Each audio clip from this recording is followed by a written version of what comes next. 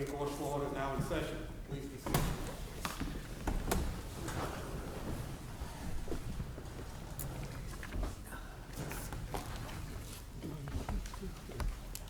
We come now to the third case on today's docket, the State of Florida versus Murray. Chief Justice Kennedy, Justices of the Court, may it please the Court. My name is Jennifer Donahue. I'm an Assistant Attorney General, and I represent the state in this matter. The state appeal in this matter is of the lower court's granting of Hurst relief in this case. I would rest on my brief on this issue and reserve the remainder of my time in rebuttal. Thank you.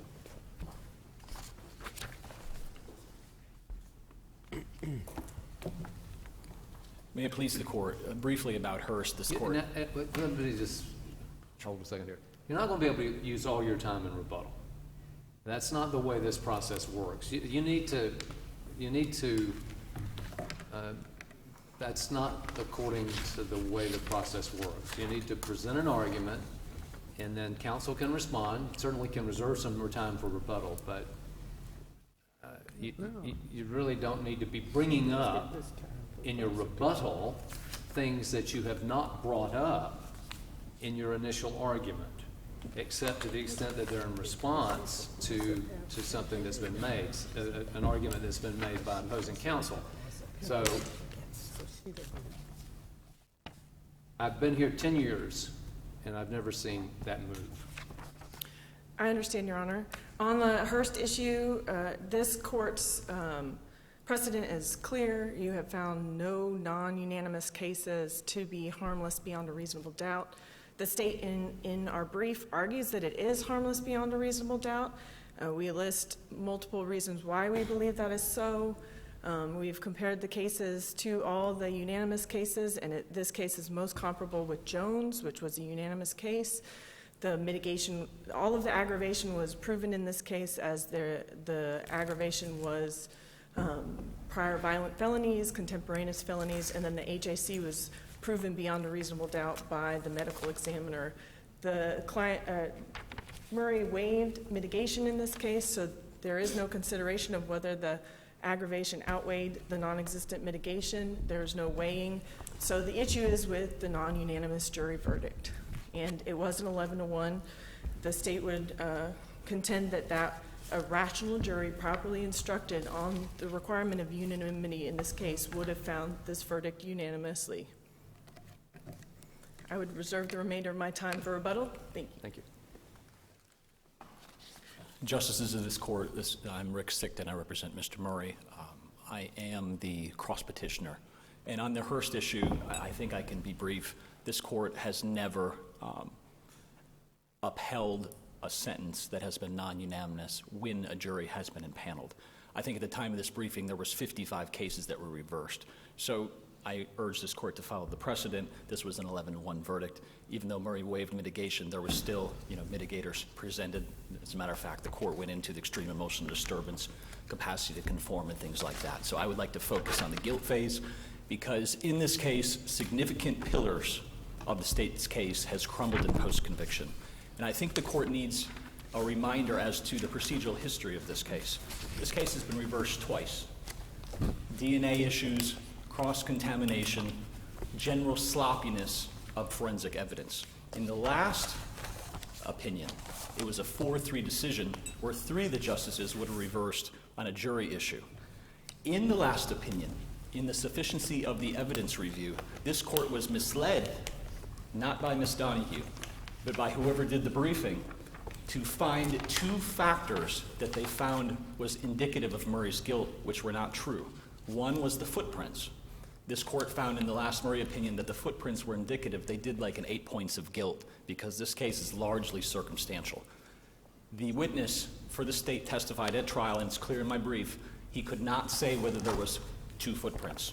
He was asked on cross-examination, well, could it be the same footprint that you were looking at the whole time? And he said, yes, that's exactly what I'm saying. So there was an error in this Court's opinion on the sufficiency of the evidence. So strike that when you review this case. Second, the jewelry. This Court found that the jewelry was linked to Mr. Murray. The state even concedes in their answer brief on page 55 that that was also error. In the state's closing argument, they tried to say it was linked to Murray.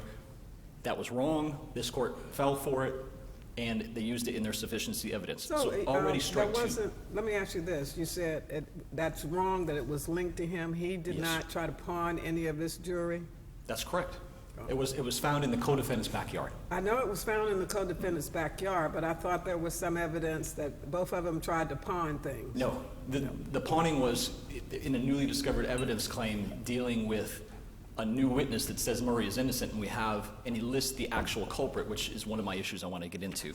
So That's Mr. Dixon, wait, which one is that? that's, You have- yes, it's Mr. Dixon. So I want to talk So about the direct evidence would be his statements to the person he escaped with? That's correct. And then would it also be direct evidence that there was a witness to testify that he saw Mr. Murray with the co-defendant in the area of the crime shortly before the crime?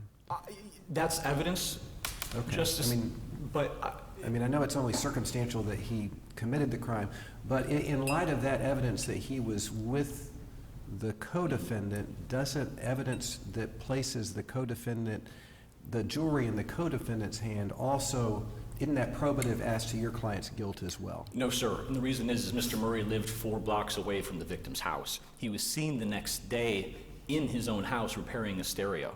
The truck that was found next to the victim's house at 4:30 in the morning, there was a passerby that went by. There was this Ford Ranchero that was found there, which apparently the state was saying was linked to the stolen truck was linked. That's how they got out of the truck. That's how they went in the house.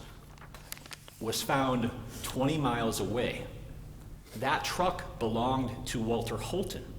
Walter Holton is the guy Mr. Dixon says committed this murder that we have an affidavit from. So Murray goes home. Let's look at that aspect. And one other thing is, I know the hair, you had some problems with that. Yes, sir. But the scrapings off of the nightgown, Yes. There was nothing with regard to this defendant, with regard to the DNA? The DNA issue is tricky. The state found evidence that were never tested before in the co-defendant's file in post-conviction. If you notice, the court didn't go too much into DNA because there were 6 different sources found on that DNA in post-conviction. So I don't want to talk about that because the court didn't use that. That's never coming in, and I'll tell you why, Judge. The hair itself is a big issue. In Claim 3... Well, I don't know whether it is. It may be to you, it's not to me. Yes, sir. What about the DNA from the scrapings on the nightgown? I go back to my direct question. Very simple. Either yes, it puts him there, or no, it doesn't. I don't know. You don't know? No, sir, because they tested DNA in post-conviction that was found in the co-defendant's file.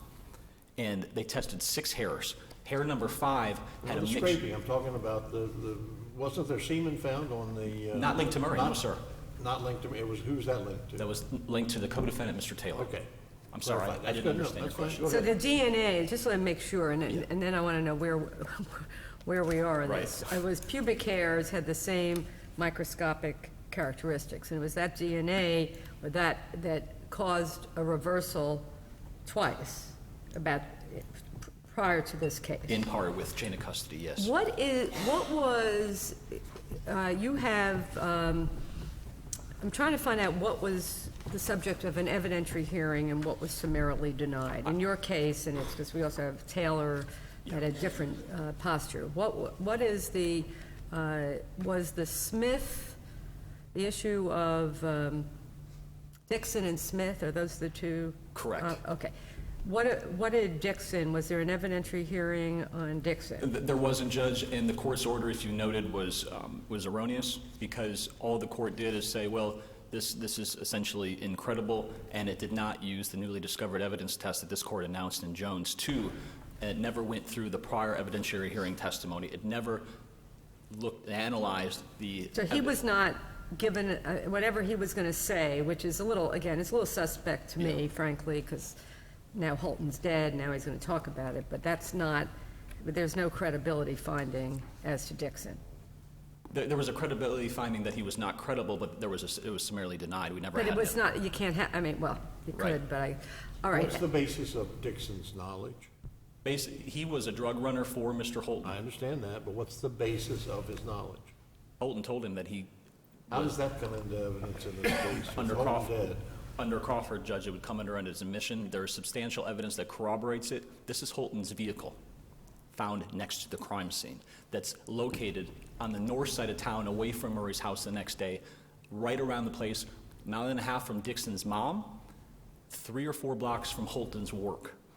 Holton's girlfriend, Angela Smith, provides now remember now, Holton is a person of interest at this case. Murray wasn't even arrested for 2 years. He wasn't even a suspect. Holton was a person of interest, provides an alibi, saying through his girlfriend that he was home that night.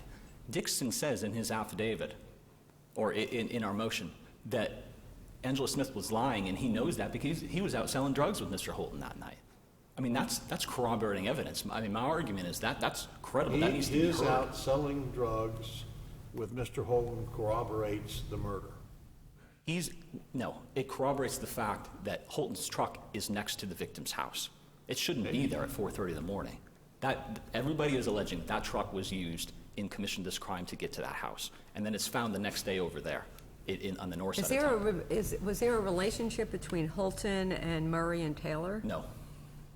Well, we don't know yet because we haven't developed the evidence. Right now, I can't tell you if there is or I'm isn't. more interested, going back to this, the pubic hairs. That's the, that were found. What was the testimony at trial as to the degree of certainty that these were They were Murray's pubic hairs? Justice Perentry, all they said they were consistent, and that's another thing. That hair doesn't link Murray to the crime because the expert also said this is not an absolute means of identification. All right, now let's go to what you've developed, Yeah. or what, regarding the possibility of contamination, the FBI report, any of that, and what was that given an evidentiary hearing? I'm just trying, because I understand you've got a lot to do in a short time, Yeah. but it's that evidence of him actually being there and, Let me talk about that, Judge. So to answer your question about the evidentiary hearings first, Smith was given an evidentiary hearing. Dixon was not, okay? Smith took a large part up. In regards to the hairs, under Claim 3 of my brief, it was summarily denied in regards to whether counsel should have objected to these hairs coming into evidence in the 4th trial. And let me tell you why. For the first time in 4 trials, the expert got on the stand, and in the 3rd recross examination, after all this evidence is in, now we're talking about all the hairs, known hairs from the client and the unknown hairs that went to the FBI. He said, those are not my initials on the slides. To this day, I asked the prosecutor in one of the evidentiary hearings, I had him on the stand, do you know who is responsible for the chain of custody that opened up these slides? And he said, to this day, I do not know.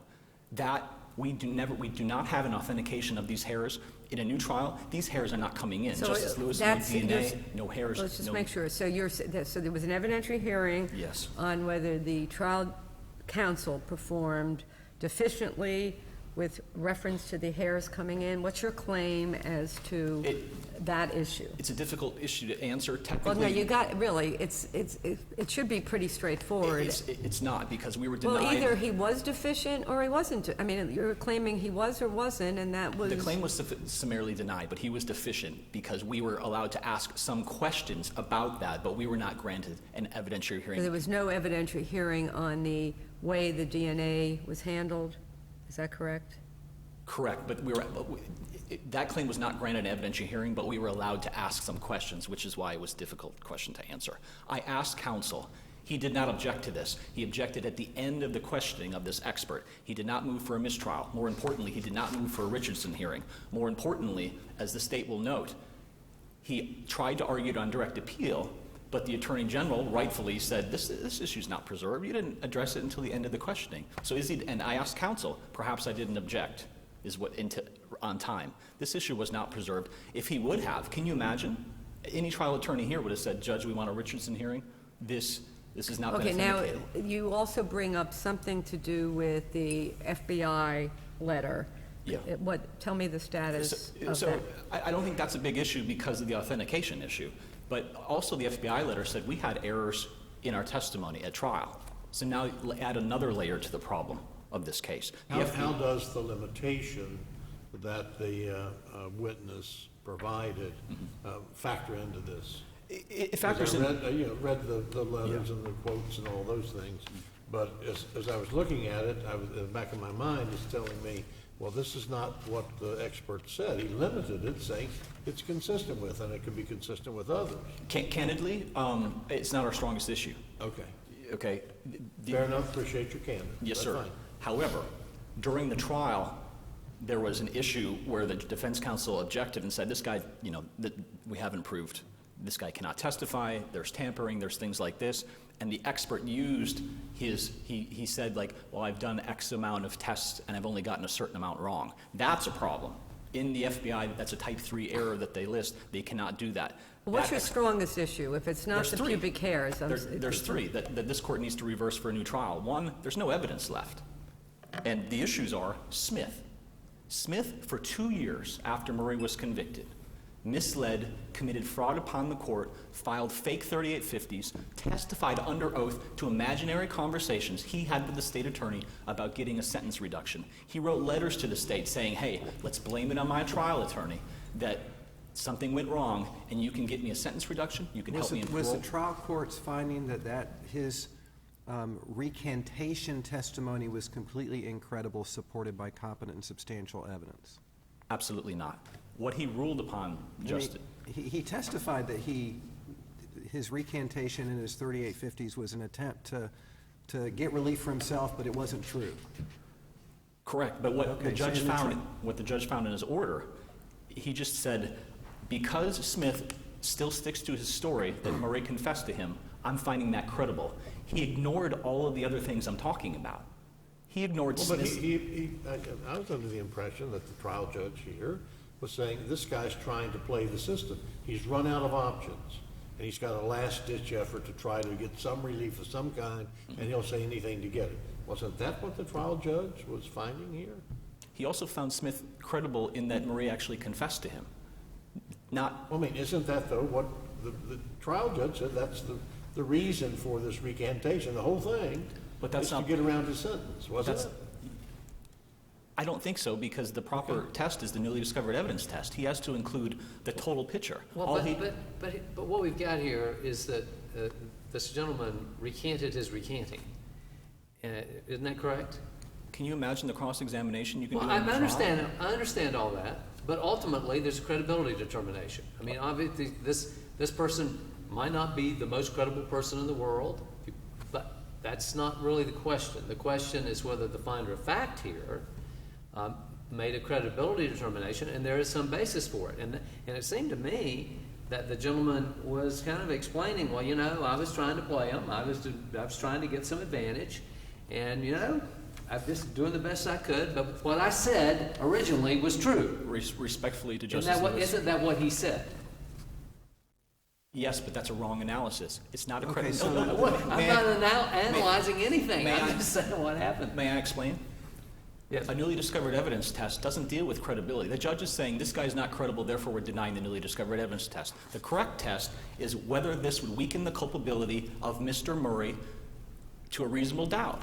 So all that would be then is impeachment. Can you imagine that impeachment? No, let me just, it would be impeachment of his testimony, and he'd explain it.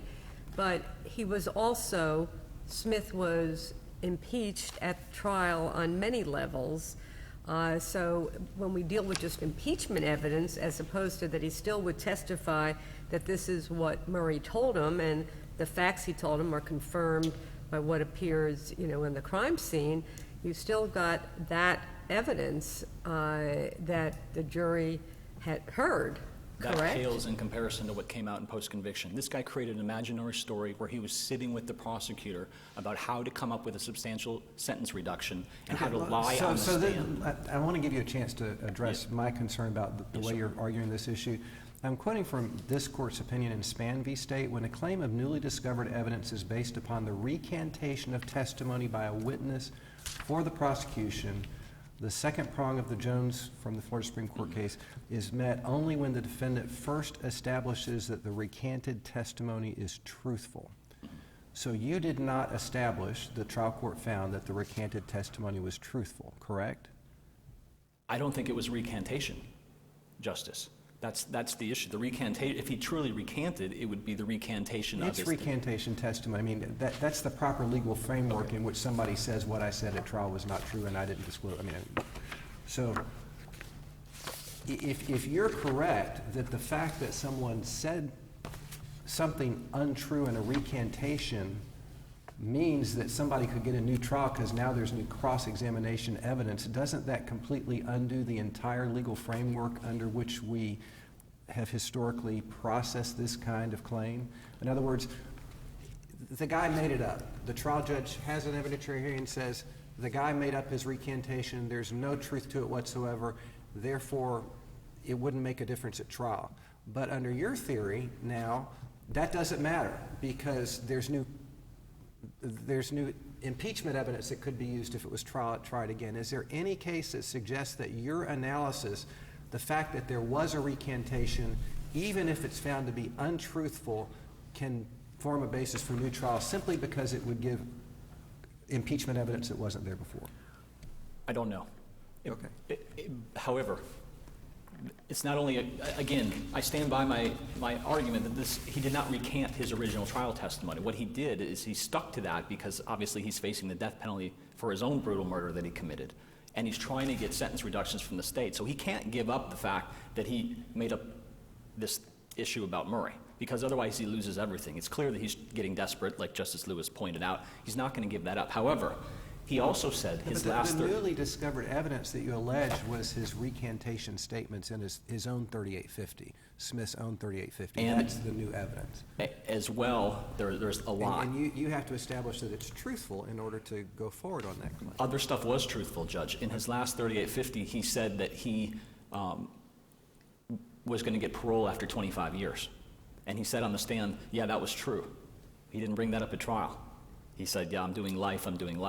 That America's Most Wanted video, he wrote a letter to the state saying, hey, help me out with parole, otherwise I might, happen to say that I got all my information from Murray from this America's Most Wanted video, which, by the way, he admitted he watched in the Illinois County Jail. I mean, that's powerful stuff for a jury to hear. It pales in comparison to the cross-examination. You have exhausted almost all of your rebuttal time. I will give you 2 minutes in addition to the 41 seconds. Thank you, Judge.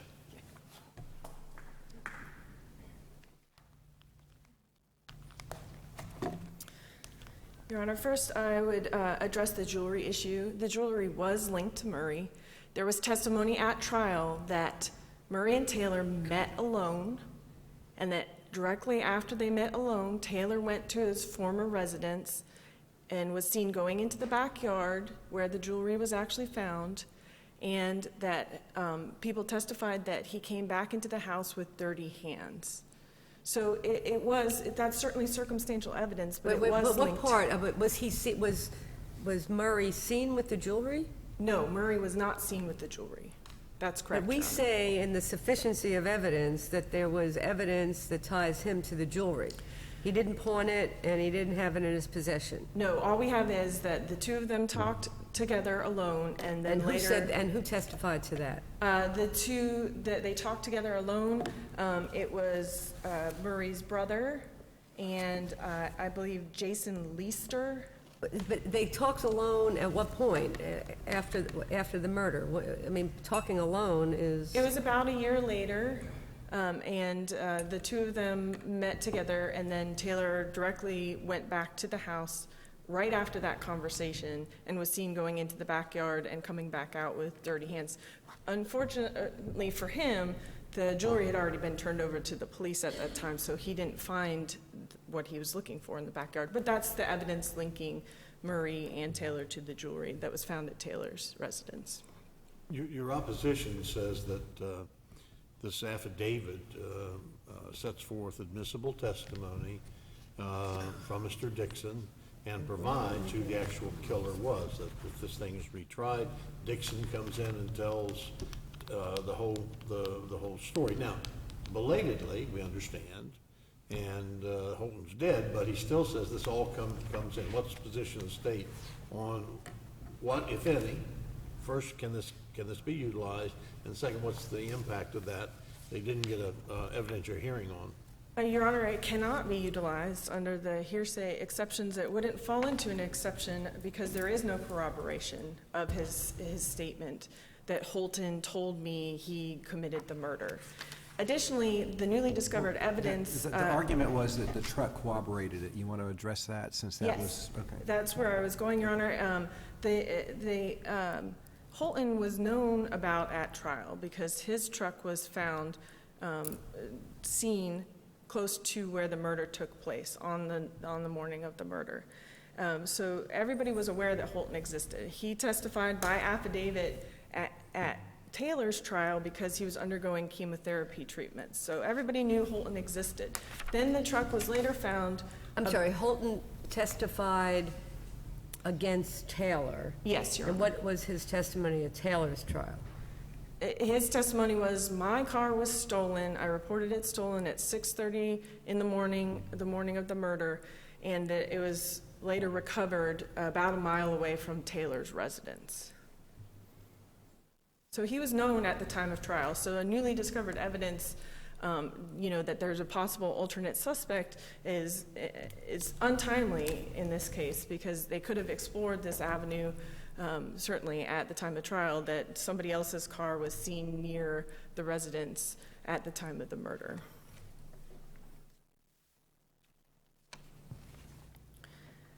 Additionally, Dixon's affidavit doesn't refute any of the testimony from any of the evidence on the record. It doesn't refute that Murray's pubic hairs were found at the scene. It doesn't refute that Taylor's semen was found at the scene. What's the evidence that his pubic hairs were found there? The evidence that Murray's pubic hairs were found there were based off of two locations, one off the body of the victim and one off of a nightgown. But what is the evidence that they were his? The evidence that were presented at trial that they were his were DeZino's testimony that the microscopic characteristics of the unknown hair were consistent with the that seems to be saying that establishes that they were his. Seems to kind of go along with the argument that the opposing counsel is making here. Well, because we know to say that he can't be excluded or that it's consistent with him does not mean that they're his. Absolutely, Your Honor, and that's from trial. But you said that you just said that the evidence showed they were his. But we know in post-conviction that 1 in 700 billion, they are his. So we know that they're his. It just wasn't presented at trial because we didn't have that information at the time of trial. Wait, so the hair that was testified to by DeZino at trial as being consistent with Murray's has been tested and is a DNA match? There were hairs from the slides that DeZino examined that were tested in post-conviction by Ms. Lee, her testimony at the post-conviction evidentiary hearing, and she testified that 1 in 700 billion that it was a match. Was this using a new mitochondrial approach to the DNA? Absolutely, and there is testimony from another expert who couldn't replicate her findings because there wasn't enough DNA left, just to be fully candid to the court, but she doesn't disagree with Ms. Lee's analysis in the case. So the way we know is not through it's not at trial, sure. It's not at trial. Absolutely. We know through the DNA evidence that's subsequent. Yes, Your Honor. So if there was a new trial, there would be, your argument, I guess, would be, it would really nail him.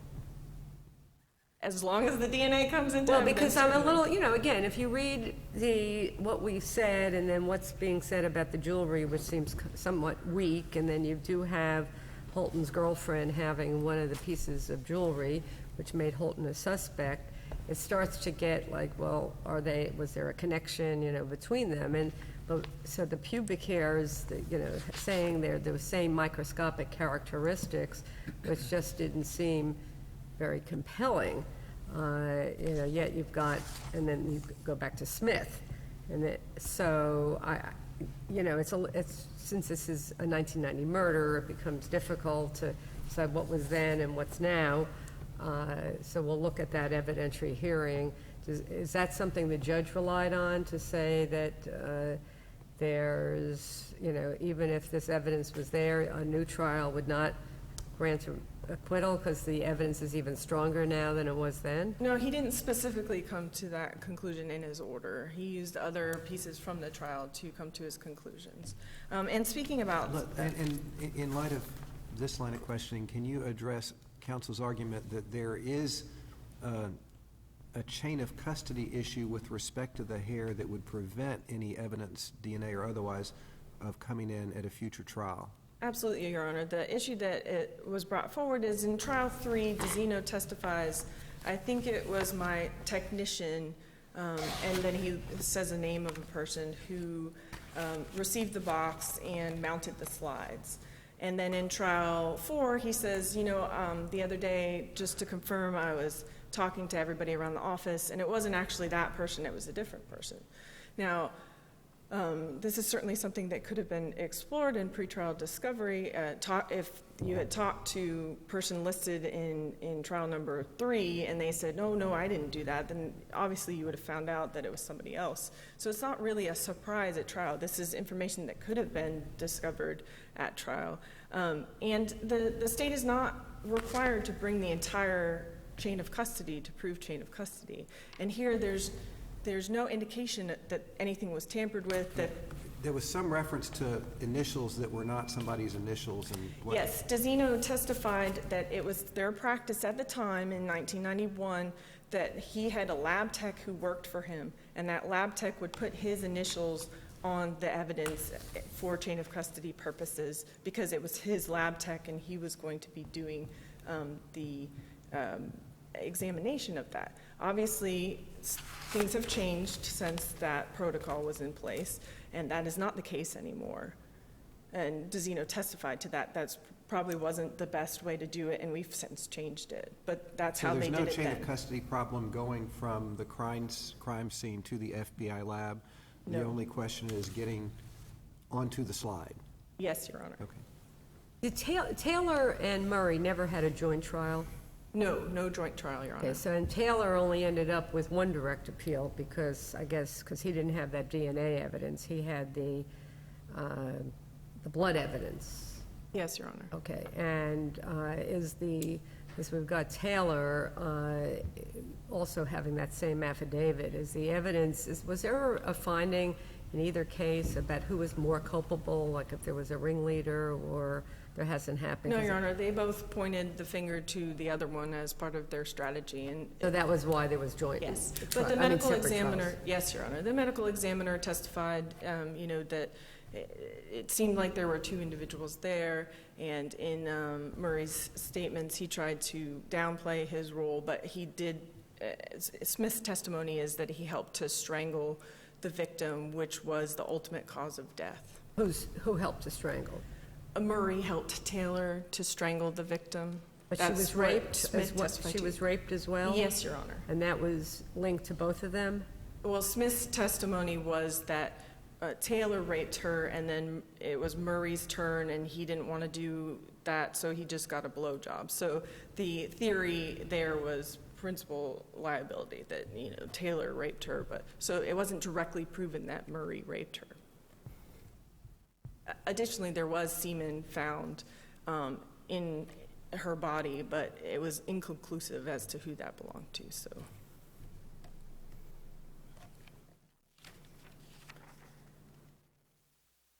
And to talk about Smith, and you're absolutely correct, Justice Lawson, that the test is not whether you would have impeachment evidence, but even if that were the test, he was significantly impeached at trial. He admitted that he had 8 prior felonies, that the death penalty was taken off the table for his very brutal murder, and he was cross-examined about whether he had seen America's Most Wanted, and said that he had provided his original affidavit in this case prior to seeing America's Most Well, Wanted. again, when you say, and I'm due deference on this issue, impeachment, since he was impeached significantly, Yes, Your Honor. additional impeachment is just then goes to the Jones standard, because if a witness is certain and then you find out afterwards there was a deal with the state, et cetera, where he could, well, then you'd have, Brady too, that Yes. you could have significant enough impeachment of a key witness. Sure, but that is not the case here,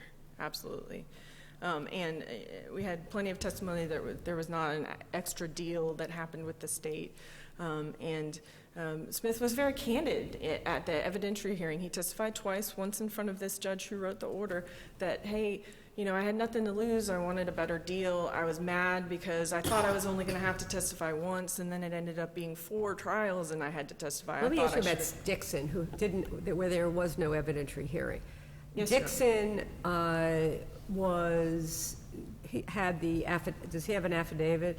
Yes, an affidavit was submitted. Is he in prison, Mr. No. Dixon? No, but he does, it appears he has felony convictions as well from looking at But cases. his testimony as far as why he didn't come forward before is because he was fearful of Holton. Of Holton, yes, but there's no And what's indication. the reason that his affidavit, if he was available to testify, wasn't tested in an evidentiary hearing when we were having all these since we were having an evidentiary hearing? Oh, Your Honor, this was filed way after the evidentiary hearings took place. We were already on appeal when this successive 3851 was filed, which the judge summarily denied. There was a request to relinquish jurisdiction back to the trial court in order for the trial court to deal with the successive 3851, which was Dixon's affidavit.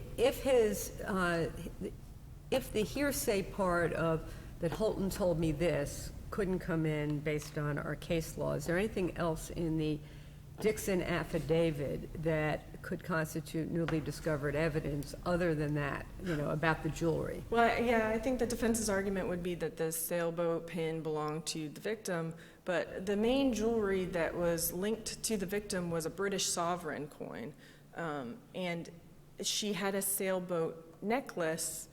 And the defense's argument is that there was also this sailboat pin, but there's nothing to suggest that there's actually this evidence exists or that it's linked to this case. It could have been linked to something else.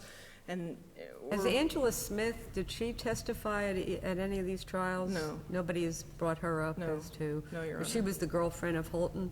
Allegedly, yes. And one more question on that. Yes, Your Holton was a drug dealer? Allegedly. Okay. Is there any allegation that these two were drug dealers? This is a drug-related crime? No. There's nothing to link Murray and Taylor to Holton other than the vehicle, which was Holton's vehicle that was seen near the murder scene. And then Murray and Taylor were dropped off at a certain intersection. Then we have them, an eyewitness who places them at a place at 12:40 in the morning. In order to get back to the victim's house from that place, they would have gone past where Mr. Holton lived at the time. And then the state's theory, obviously, is that they stole the car and then it was parked across from the victim's house. And then it was later discovered at a used car lot, which was about a mile from Taylor's house. So they stole a drug dealer's car? Well, I guess they didn't know it was a drug dealer. I don't think so. Were there any prints or anything associated with the vehicle? Nothing of evidentiary value. And I know as far your as I know. opponent said that there, or maybe you said that there was a report of the car being stolen. Did the police actually have a report that Mr. Holton made that his Yes. car was stolen? I believe so, yes, Your Honor. That he testified at Taylor's trial by deposition that he reported his car stolen at 6:30 the next morning. And then it was later found that same day at the used car lot a mile from Taylor's residence. What was the consciousness of guilt evidence? The consciousness of guilt evidence, first we have the escape, that Murray was indicted, and I think it was 4 months later he escaped with Smith to avoid trial. And then he was also confronted by Detective Osteen, who is the main homicide investigator in this case, with the pubic hair match. And he made some inculpatory statements, including, Taylor told on himself by coming inside her, and that you didn't find my cum anywhere, and that he was trying to explain how his pubic hair would have gotten at the scene, and he explained that he had a reefer bag that that he was storing in his crotch, and perhaps the pubic hair stuck to that, and when he gave it to Taylor, that's how it got there. Or then alternately said, well, when Taylor must have had my pubic hair somewhere on his person, and when he took off his clothes to rape the lady, then it came off. Pending any further questions, this court should affirm the post-conviction court's ruling other than the Hurst issue. I'm going to be quick. I have 5 issues to talk about. Justice Lawson, your first one. The trial court even admitted that Murray's statements to the detective, there was a controversy of whether Murray was explaining the read technique that the officer was using.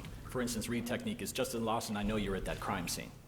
Well, no, I wasn't, Mr. Sick. I was in the Florida Supreme Court. So the trial court acknowledges, and that's on page 2131 of our record, that there was a controversy indicating that's not evidence, right? There's a lot of speculation here, I assume this court's pointing out.